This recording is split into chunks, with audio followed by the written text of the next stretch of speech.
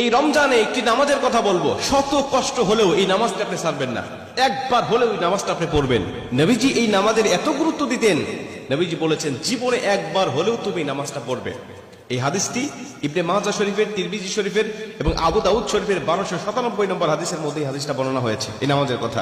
নবীজি তার চাচা আব্বাস রাদিয়াল্লাহু তাআলা আনহুকে ডাক দিয়ে বলেন, চাচা আমি আপনাকে এমন একটি নামাজের কথা বলছি, এই নামাজটা আপনি প্রতিদিন একবার হলেও আপনি আদায় করবেন। চাচা যদি প্রতিদিন সম্ভব না হয়, অন্তত সপ্তাহে একবার হলেও আপনি নামাজটা পড়বেন। যদি সপ্তাহে সম্ভব না হয়, তাহলে আপনি মাসে অন্তত একবার এই নামাজটা আদায় করবেন। চাচা যদি মাসেও আপনার পক্ষে কষ্টকর হয়ে যায়, বছরে একবার পড়বেন। যদি বছরেও না পারেন, জীবদ্দশায় অন্তত একবার হলেও নামাজটা পড়বেন।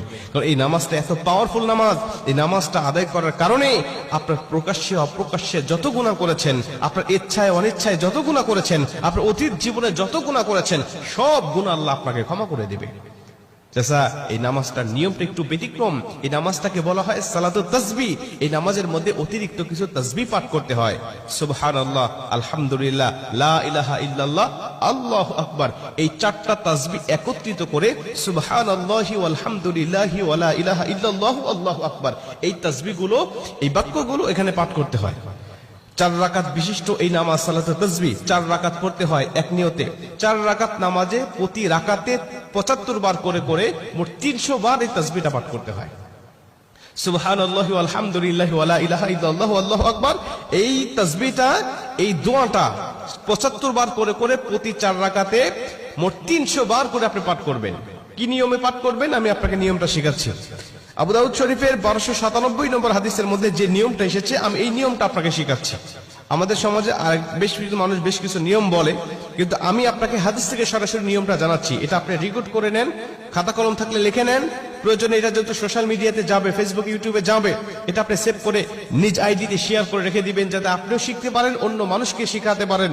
আপনার শিখানোর কারণে কেউ যদি নামাজটা আদায় করতে পারে, ও যে সওয়াবটা অর্জন করবে, সওয়াবের একটা অংশ আল্লাহ আপনার আমলনামায়ও দান করবে। এজন্য এগুলো মানুষের কাছে ছড়িয়ে দিবেন যত সম্ভব হয়।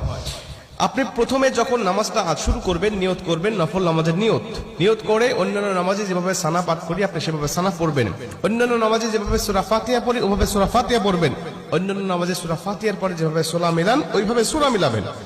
সূরা মিলানোর পরে রুকুতে যাবার আগে দাঁড়ানো অবস্থায় আপনি 15 বার এই তাসবিহটা পাঠ করবেন। সুবহানাল্লাহি ওয়াল হামদুলিল্লাহি ওয়া লা ইলাহা ইল্লাল্লাহু আল্লাহু আকবার, এই তাসবিহটা পাঠ করলেন 15 বার।